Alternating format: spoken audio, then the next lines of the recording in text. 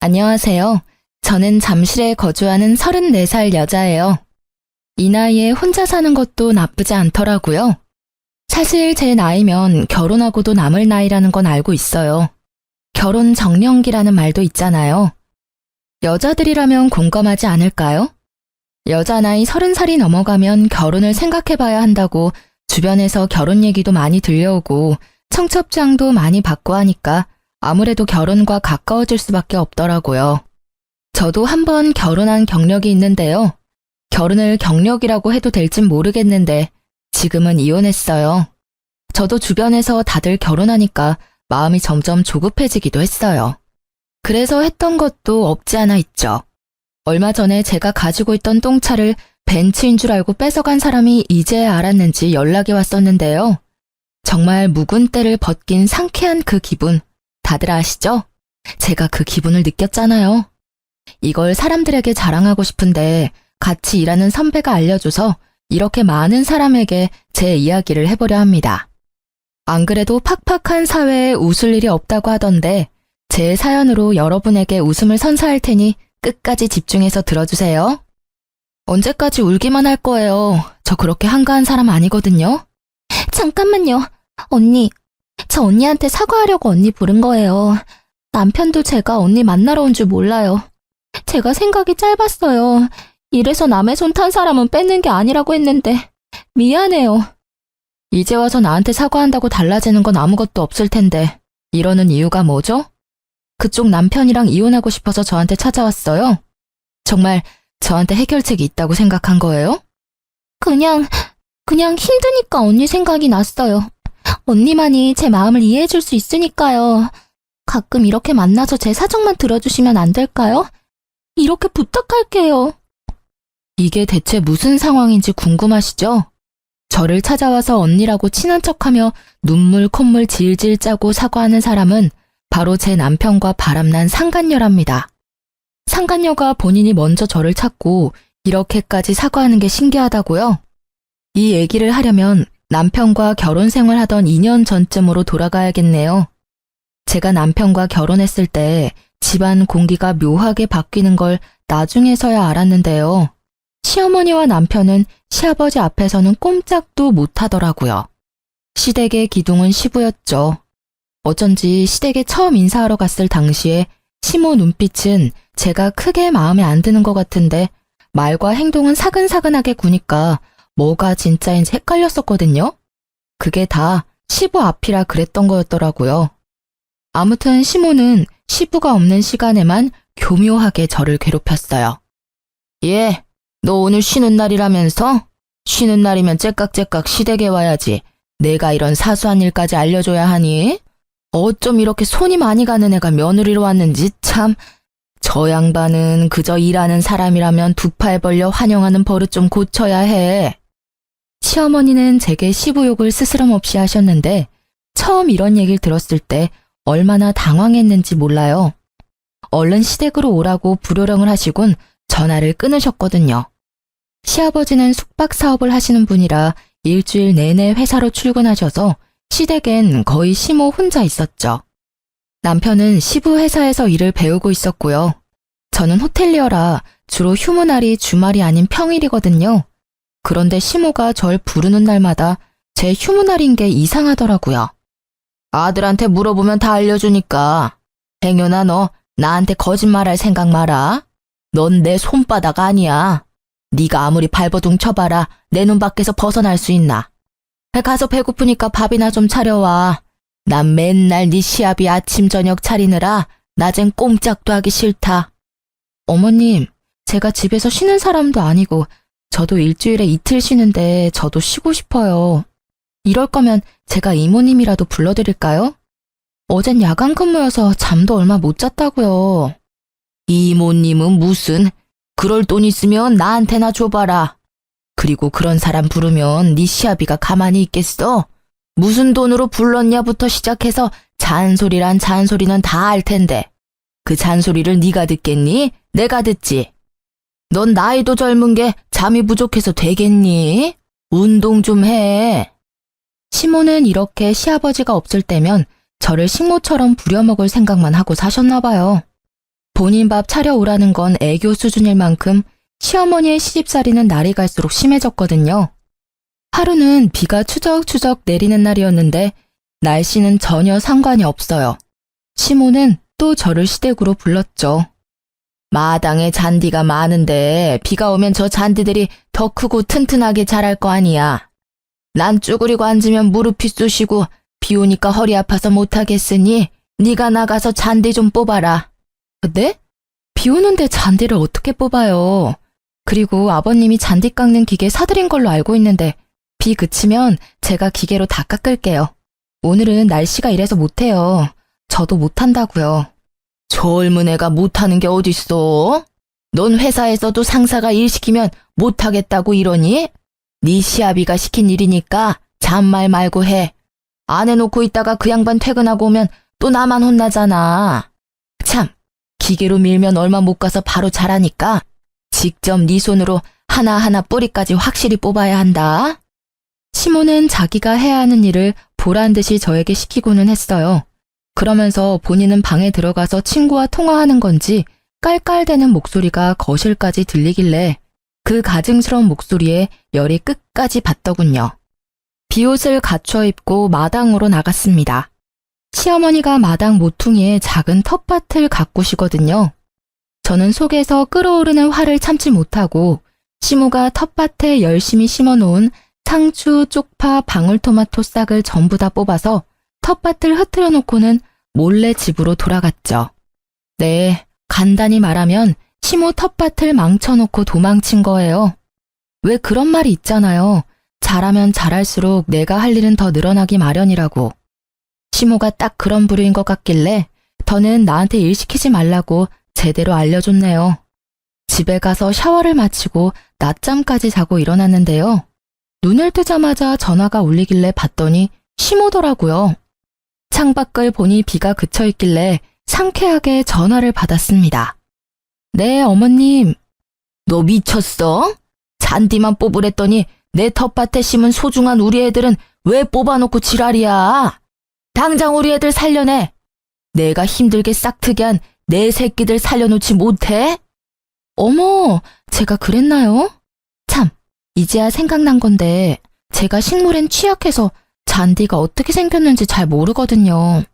다 똑같이 쓸모없는 풀떼기처럼 생겼길래 그것들도 잔디인 줄 알고 뽑아버렸나 보다. 죄송해요. 모르면 물어봤어야지. 너 지금 나 야구를 하고 이러는 거야? 시어미가 며느리한테 일 좀 시켰다고 이래? 제가 그럴 리가 있나요? 그렇게 잘 아시면 어머님이 직접 뽑으시지 그러셨어요. 그랬으면 어머님이 아끼는 소중한 아가들도 지금쯤 더 컸을 텐데. 그러니까 다음부턴 직접 하세요. 시모는 언성을 더 높이면서 욕을 하길래 모른 척하고 그대로 전화를 끊어버렸어요. 그러니까 시모가 저에게 식물과 관련된 일은 절대 다시는 시키지 않는 걸 보고 속으로 얼마나 웃었는지 모르겠네요.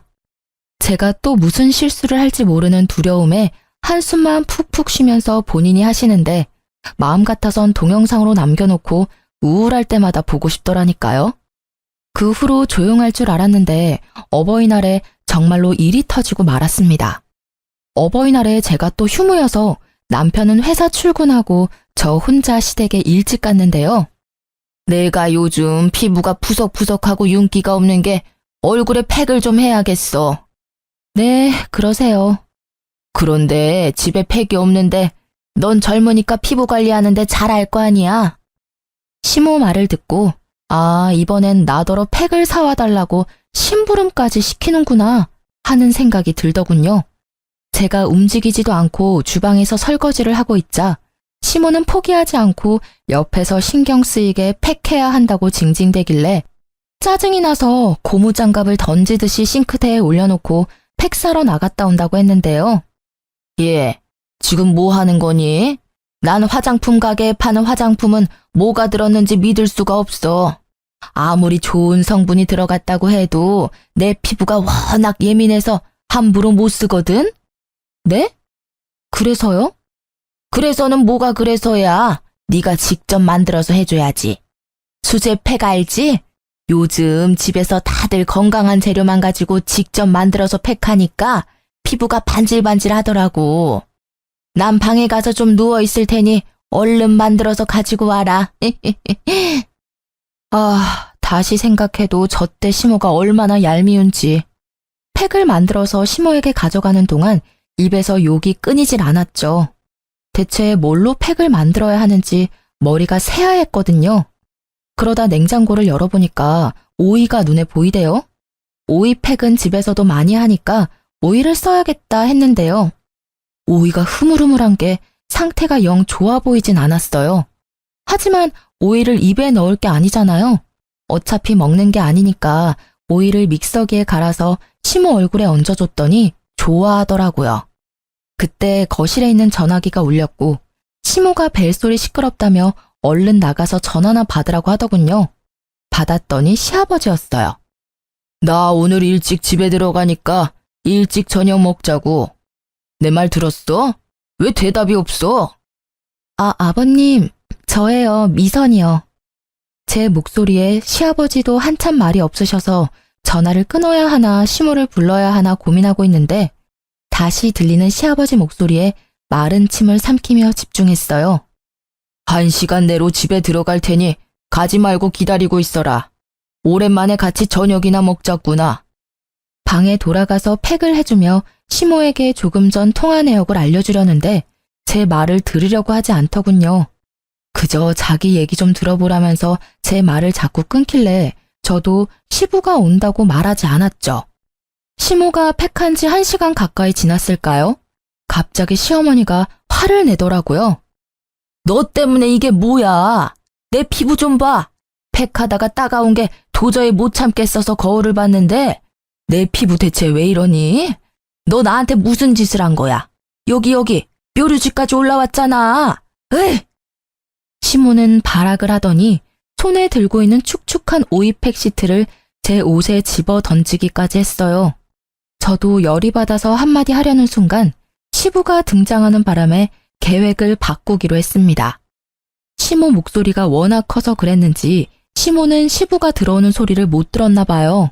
시모는 주방 안에 있던 저를 보고 있어서 등 뒤에 있는 시부를 보지 못했고 저 혼자 시부와 눈이 마주치자마자 바로 고개 숙이고는 우는 척 연기했죠. 어머님, 죄송해요. 제가 잘 확인하고 팩을 드렸어야 했는데 다 제 불찰이에요. 다음부터는 제대로 확인하고 팩 만들어서 해드릴 테니 그만 화 푸세요. 어쭈? 이게 사과한다고 끝날 일인 줄 알아? 불쌍한 척하면 내가 봐줄 줄 알았니? 나 내일부터 피부과 갈 테니까 병원비는 네가 전부 내라. 알겠어? 시모는 제가 우는 척을 하니까 기가 찬다는 듯이 손을 번쩍 들었는데요. 저는 눈을 질끈 감았고 맞을 각오를 했지만 시모 손길이 제 어디에도 닿는 느낌이 나지 않았어요. 시부 목소리만이 제 귀에 들렸고 시모가 귀신이라도 본 것처럼 화들짝 놀라며 기겁하는 모습도 봤죠. 그게 다 무슨 소리야? 여보, 당신이 왜 이 시간에? 당신 나 없는 동안 매일 새아가한테 그런 식으로 한 거야? 정신이 있는 거야 없는 거야? 이 사람이 새아가 앞에서 부끄럽지도 않아? 알아서 잘하는 애를 잡긴 뭐하러 잡아? 저는 시부가 제 편을 들어줘서 시모보다 더 놀랐어요. 그리고 이때 알았습니다. 시아버지께서 표현이 서툴러서 그렇지 저를 무척이나 아끼고 있었다는 사실을요. 어쩐지 뿌듯하고 어깨에 힘이 들어가는 게 기분이 좋았어요. 시모는 시부 말에 당황하더니 여보, 그게 아니라 저것 때문에 내 피부 좀 봐요. 상한 오이로 내 얼굴에 팩을 했다니까. 그러니 내가 화가 안 나겠어요. 피부는 망가지면 돈이 수백 깨지는 건 기본이라고요. 하다 새아가한테 시중까지 시켰단 말이야. 못났다. 참 사람이 못났어. 쭈글쭈글한 피부에 그깟 팩한다고 당신이 새아가 피부처럼 되는 줄 알아? 정신 좀 차려. 시모는 괜히 한마디 했다가 시아버지께 더 혼이 났고 저는 이때다 싶어서 우는 척 연기하며 시모가 제게 한 짓들을 전부 일러바쳤어요. 시부는 저에게 시모가 조금이라도 일을 시킨다면 바로 자기에게 얘기하라고 끝까지 제 편을 서주시고는 멋있게 방으로 들어가셨습니다. 시모는 그런 시부를 쫓아가셨고요. 저는 그날 이후로 시부 앞에서는 은근히 부탁하는 말투로 시모를 부려먹었죠. 어머님, 젓가락이 떨어졌는데 하나만 가져다 주시면 안 될까요? 어머님이 제일 가까워서요. 넌 손이 없니 발이 없니? 이 사람이 정말. 가져다 주면 될 거 아니에요. 내가 가져다 주려고 했어요. 아유 참, 잠깐만 기다려라. 어머님, 일어나신 김에 시원한 물 한 잔도 부탁드릴게요. 이렇게 제가 시모와 고군분투하는 동안 남편에게 솔직하게 얘기한 적이 있었는데요. 남편은 들은 척도 안 하더라고요. 그저 저만 계속 참으라며 자기 엄마 편만 드는 거 있죠? 시부는 하나도 안 닮고 시모 성격만 어쩜 저리 닮았는지 더 얘기하면 저만 속이 터졌어요. 그래서 남편과 그다지 사이가 좋지 않았는데 호텔에서 동료들끼리 부부 동반 여행을 가자며 동료가 추진했고 저도 이번 기회에 남편과 사이도 풀 겸 남편에게 여행 가자고 했거든요. 공짜야? 내 돈 한 푼도 안 쓰는 거면 당연히 가지. 운전도 당신이 하는 거지? 요즘 운전만 하면 빨리 피곤해진다고. 나 가서 잠만 자? 그래도 되면 내가 운전하고. 남편은 저와 하는 건 뭐든 하기 싫어하고 본인 돈, 체력, 시간을 쓰는 걸 굉장히 아까워했습니다. 그래도 저만 빠지긴 좀 그래서 남편에게 최대한 맞춰주기로 하고 겨우 같이 갈 수 있었네요. 그런데 저놈이 미쳤는지 저녁에 술을 많이 마시고는 여자 동료들에게 추근대다가 분위기가 험악해진 거예요. 어차피 같이 온 여행인데 다 같이 놀아야 재밌죠. 우리 술게임 할래요? 술게임! 그만하시죠. 술 많이 드신 것 같은데. 그만 들어가서 주무시는 게 낫겠네요. 제가 방에 데려다 드릴 테니까. 아이씨, 넌 뭐야? 나 지금 희정씨랑 얘기하고 있잖아. 희정씨, 이리 와봐요. 그래요, 정우씨. 많이 취한 것 같으니까 그만 들어가서. 남편은 제 동료인 희정씨 팔을 잡고 끌어당겼다가 희정씨 남편에게 주먹을 맞고 말았어요. 결국 남편은 그대로 기절해서 동료 남편들이 남편을 방까지 데려다 주기까지 해야 했습니다. 얼마나 쪽팔렸는지 동료들과 남편분들 앞에서 고개를 들 수가 없었죠. 심지어 다음날 아침에 남편이 기억 안 나는 척하면서 사과 한마디도 하지 않았어요. 그날 집으로 돌아오는 길 차 안에서 엄청나게 싸웠는데 남편은 자기가 뭘 잘못했는지도 모르더라고요. 내가 거기서 사과한다고 내가 실수한 게 없던 일이 되냐? 그리고 기억도 안 나는 일인데 내가 사과를 왜 해야 하는데? 네가 하자는 대로 했잖아. 근데 왜 나한테 지랄이냐고. 당신 기억 나잖아. 나면서 사과하기 싫어서 당신도 쪽팔리니까 기억 안 나는 척한 걸 내가 모를 줄 알아? 내가 희정씨한테 전화할 테니까 당신 무조건 잘못했다고 사과해. 희정씨 남편분에게도 사과하고. 아씨, 운전하는데 열받게 할래? 나 좀 내버려 둬. 난 네가 하자는 대로 해줬잖아. 그러니까 너도 한 번은 내가 하고 싶은 거 하게 해줘야 할 거 아니야. 그래야 수지타산이 맞지. 넌 호텔에서 일하는 애가 계산이 안 돼? 머리가 안 돌아가? 으휴. 이렇게까지 말 안 통하는 사람 보셨나요? 저는 처음 보거든요. 속이 불타는 기분도 처음 느껴봤고요. 이때 남편과 살면서 처음으로 이혼하고 싶다는 생각이 강하게 들었어요. 정말 진심으로 쪽팔렸거든요. 나 혼자 바람 쐬고 싶으니까 연락하지 마. 알겠어? 연락하면 나 집에 안 올 수도 있다. 나 내버려 두라고 분명히 얘기했어. 어디로 가는데? 어디로 가는지는 알려줘야지. 아, 좀. 내 마음이 가는 대로 알아서 갈 거야. 남자는 혼자만의 시간이 필요하다고. 그렇게 하나하나 전부 알려고 하면 남자는 어떻게 되는 줄 알아? 계속 밖으로 도망만 치는 거라고. 알겠어? 부부 동반 여행을 다녀온 지 얼마 안 돼서 남편은 자기 혼자 바람 쐬고 싶다면서 저한테 어디로 간다는 말도 없이 진짜로 떠나버린 거예요. 시아버지께도 전부 얘기를 했나 보더군요. 남편이 바람 쐬러 가겠다고 떠난 게 원래 쉬는 날이 아닌 평일이었거든요. 안 그래도 저는 시부와 가끔 톡 정도는 주고받고 있었는데 다음날 갑자기 시아버지가 제게 200만 원을 입금해주면서 남편이랑 둘이 여행 가는데 맛있는 거 사 먹으라고 톡이 왔더라고요. 대체 이게 무슨 말이지? 남편이랑 여행은 뭐고 이 돈은 뭐지? 궁금증을 참지 못하고 물어봤죠. 아버님, 남편이 저랑 여행을 간다고 했어요? 아버님께 그렇게 말했단 말씀이시죠? 그놈이 세아가 너랑 곧 1주년이라서 여행 가고 싶다고 하길래 내가 일정 빼줬다. 모자라면 나한테 연락해라. 돈이야 너희한테 얼마든 줄 수 있으니. 이 인간이 1주년이라고 여행 간다며 뻥을 쳤더라고요. 휴가를 내고 어딘가 여행은 가고 싶은데 시부가 허락을 안 해주니까 저를 팔아넘긴 거죠. 아버님에게 1주년 여행은 저도 처음 듣는 소리라고 말하니 남편이 저와 함께 부산 여행을 간다고 말했다더라고요. 완전히 미친 거죠.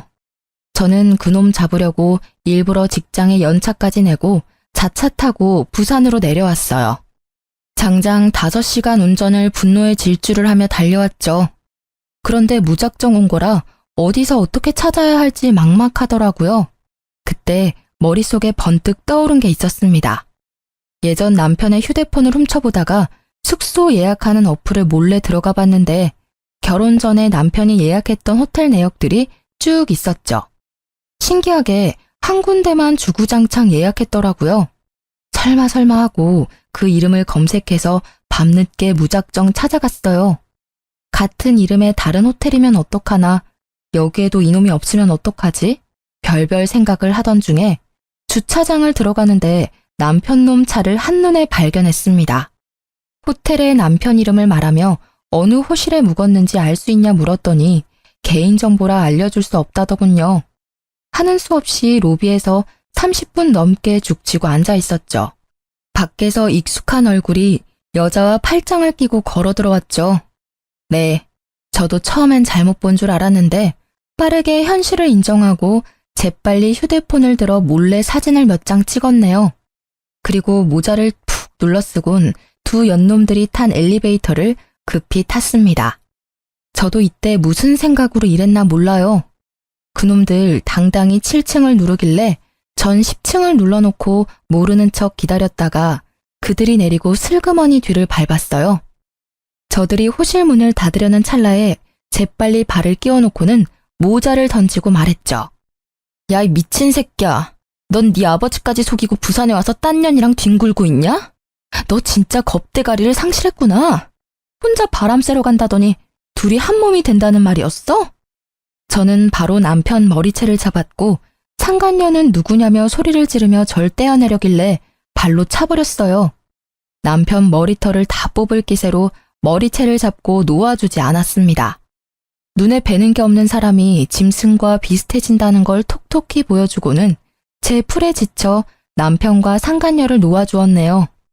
그래, 어차피 들켰으니까 솔직하게 말할게. 나 당신이랑 같이 살기 싫어. 당신이 내 운명인 줄 알았는데 아니었나 봐. 결혼하고 나니까 내 마음이 팍 식은 걸 어떡해? 그게 내 잘못이야? 원래 사람은 이 사람 저 사람 많이 만나야 내 사람을 찾을 수 있는 거라고. 그러니까 우린 원래 인연이 아니었던 거지. 그니까 좋게 생각하고 좋게 이혼하자. 맞아요, 언니. 언니도 솔직히 오빠랑 결혼할 만큼의 인연은 아니었다고 생각하지 않았어요? 저랑 오빠랑은 좋아하는 것도 싫어하는 것도 하나부터 열까지 다 똑같은데 이런 사람 놓칠 수는 없잖아요. 언니가 이혼만 해주면 절대 언니 앞에 안 나타날게요. 언니 인연도 제가 적극적으로 찾아드릴게요. 참 수준 떨어지는 남편과 상간녀의 말에 할 말이 없더군요. 저들과 한 공간에서 같은 공기를 마시고 있다는 게 소름 끼치게 싫더라고요.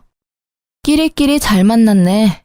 그래, 어린 년 만나는 저놈이나 유부남 만나는 어린 년이나 너희가 얼마나 열렬히 사랑하는진 내 알 바 아니고 네 놈은 각오 단단히 하는 게 좋을 거야. 내가 아버님께 가서 다 잃을 거거든. 엥? 언니, 유치하게 그게 뭐예요? 오빠 아버지께 말하면 저랑 헤어지게 해준대요? 상간녀는 사태가 심각한 줄도 모르고 쳐웃고 있었는데 남편은 제 말에 얼굴빛이 사색이 됐어요.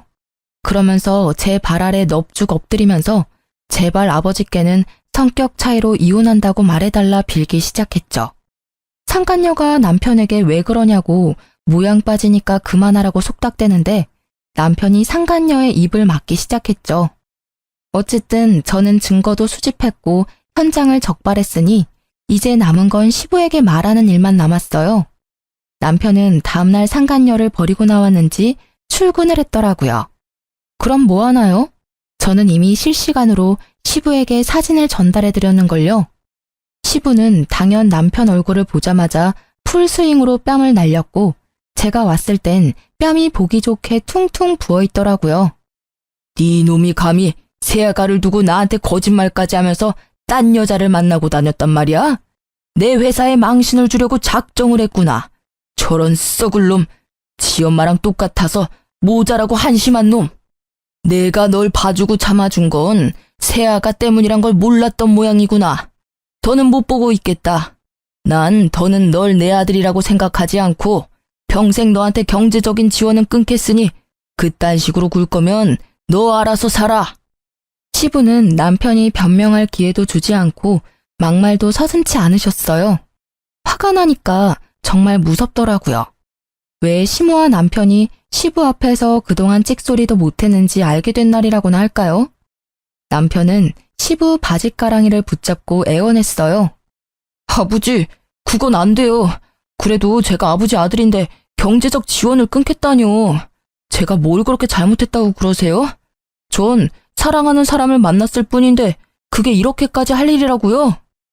이놈이 그래도 정신을 못 차리고 얼마나 더 쳐맞아야 정신 차릴 거야? 그 입을 당장 뜯어버리기 전에 조용히 사과하지 못해? 시부 말씀대로 정말 못나도 너무 못난 모습에 있는 정 없는 정 오만 정이 다 떨어지더라고요. 못난 아들 때문에 마음고생하게 해서 미안하구나. 내 저놈을 대신해 사과하마. 대아가 넌 어떻게 하고 싶으냐? 네가 하자는 대로 해줄 테니 얼른 말해봐. 아버님이 너무 좋아서 조금 전까지도 고민했는데 저놈이랑 이혼하고 싶어요. 제가 불륜은 절대 참고 넘어갈 수가 없겠더라고요. 자꾸 그날이 떠올라서. 아, 참, 아직 아버님께 못 보여드린 게 있는데 이거 한번 보시겠어요? 저는 시아버지 앞에서 한 번 더 눈물 연기를 하면서 휴대폰을 들이밀었어요. 그건 상간녀가 제게 보낸 메시지였거든요. 남편이 상간녀를 버리고 서울로 가버리더니 불안했던 상간녀는 제게 남편의 아이를 가졌다며 메시지를 보냈더라고요. 두 줄이 선명하게 찍힌 사진을 함께 보내며 남편은 아직 모르는 사실이니 제가 먼저 포기해줬으면 좋겠다는 내용이었죠. 시아버지는 손까지 부들부들 떠시면서 본인이 책임지고 남편과 이혼시켜주겠다고 하셨어요. 저놈에겐 내 새아가 네 앞에서 약속했듯이 10원 한 장도 지원해주지 않을 생각이다. 그리고 내 회사에서도 아웃이야. 저런 무능력한 놈은 아무리 아들이라고 한들 내가 힘들게 키운 회사를 저딴 놈에게 물려줄 수 없지. 못난 식구들 비위 맞추느라 그간 고생 많았다. 내가 해줄 건 없고 위자료 빵빵하게 챙겨줄 테니 그거라도 받아주겠니? 아버지, 저희 사이에 애도 없는데 그렇게까지 해줘야 해요? 그럼 네가 위자료 줄래? 너 돈 있어? 나한테 위자료 줄 돈 있냐고. 어차피 내가 소송해도 아버님이 줄 돈인데 돈 한 푼 없는 넌 좀 빠지지? 그지 새끼. 아휴. 그렇게 저는 시아버지 도움을 받아 남편과 이혼하게 됐답니다. 살다 보니 별일이 다 있네요. 저도 제 인생에 이혼할 줄은 꿈에도 몰랐는데 역시 사람 사는 게 쉽지 않더라고요. 다들 이런 생각 한 번은 해보고 살지 않나요? 앞날은 모른다고들 하잖아요. 그래도 전 시부와는 종종 연락을 주고받고 있어요. 아버님처럼 좋은 인생 선배를 그딴 놈 때문에 잃기는 싫었거든요. 그렇게 전 남편과 이혼하고 7개월이 지났을 때였는데 모르는 번호로 전화가 와서 받았는데요. 상간녀더라고요. 이 여자가 저한테 볼 일이 뭐가 있어서 연락했는지 궁금해서 만났죠. 언니, 정말 보고 싶어 죽는 줄 알았다고요. 안 만나주면 어쩌나 걱정 많이 했는데 나와줘서 고마워요. 그리고 미안해요. 어떤 말부터 해야 할지 모르겠는데. 상간녀가 저를 보자마자 벌떡 일어나서는 제 손을 붙들고 엉엉 울길래 황당하고 어이가 없었습니다. 붙잡힌 손을 더럽다는 듯이 떨치고는 앉았죠. 근데 전현이 사람을 불러놓고 한참 울기만 하길래 점점 짜증이 나는 게 아니겠어요? 임산부라서 최대한 맞춰주려고 했는데 도무지 입 열 생각이 없어 보여서 짜증낸 거예요. 왜 불렀어요? 나 인내심 그렇게 좋지 않으니까 할 말 있으면 빨리 하세요. 언니, 저 정말 미치겠어요. 아버님은 진짜로 오빠한테 돈 한 푼 안 주시는 거 있죠? 아니, 그만큼 했으면 됐잖아요. 심지어 오빠는 아버님 회사 앞에서 1인 시위나 하고 있고, 제가 다른 일이라도 하라고 우리 애 곧 태어나면 뭐 먹이고 키울 거냐고 했거든요? 그랬더니 저한테 성질내면서 사장 아들인 자기가 어떻게 그런 푼돈 받고 딴 회사에 몸을 담그냐는 거예요. 지가 무슨 왕자야? 누가 들으면 허드렛 일 한 번 안 하고 자란 놈인 줄 알겠다니까요? 상간녀 말로는 전 남편과 결혼하긴 했는데 시아버지 지원이 완전히 끊겼다고 하더라고요. 겨우 상간녀 부모님이 해준 투룸에서 지내고 있는데 전 남편은 태어날 애는 생각도 안 하고 시부 회사에 다시 들어가기 위해 1인 시위까지 하면서 고집 부리고 있다고 했죠. 그리고 제 배 보이시죠? 이렇게 배가 불러있는데도 어머님은 저 구박만 하시고 저보고 마당에 있는 잔디를 뽑으래요. 그것도 손으로. 어머님이 언니한테도 그랬어요? 전 진짜 언니보다 이겼다고 생각한 게 남편 핏줄을 가진 거였거든요? 근데 아니었어요. 진짜 승자는 언니였더라고요. 근데 언니도 너무했어요. 왜 저한테 진작 말 안 해줬어요? 그랬으면 이딴 놈이랑 결혼까지는 안 했을 텐데 빨리 얘기 좀 해주지. 내가 그걸 왜 얘기해줘야 하는데요? 남의 남편 뺏어가 놓고 잘 살 수 있을 줄 알았어요? 은근히 욕심이 많은 타입이네. 원래 남의 것 뺏어간 년들은 잘 살 수가 없거든. 왜냐고? 그렇게 만난 것들은 나중에 똑같은 이유로 헤어지게 돼 있으니까. 나한테 좋은 소리 듣자고 만나자고 한 건 아니죠? 할 말 끝났으면 가볼게요. 잠깐만요. 언니, 그 오빠가 그러는데 언니 오빠랑 이혼할 때 돈 받았다면서요? 아버님이 언니한테 위자료 줬다던데 그것도 엄청 많이. 저 그 돈 좀 빌려주면 안 돼요?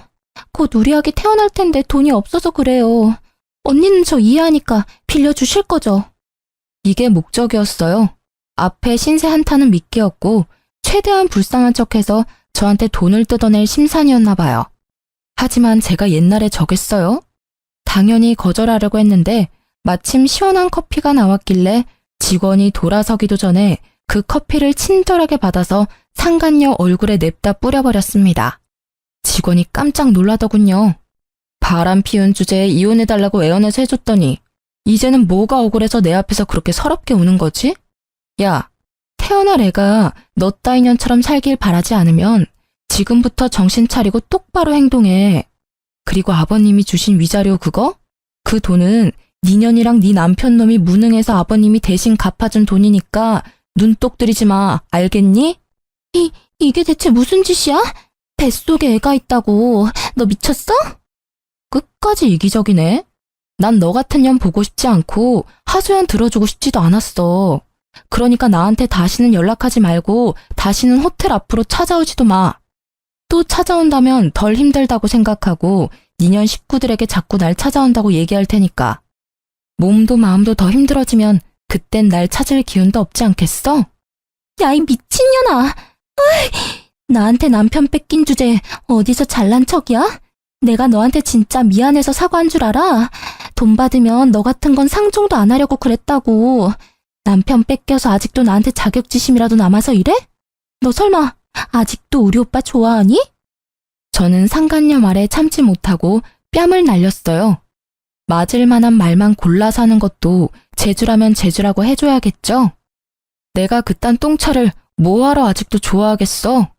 네가 대신 걷어가줘서 얼마나 홀가분한데. 너도 그 똥차 처분하고 싶어서 나 찾아왔잖아. 아니야? 근데 어쩌냐?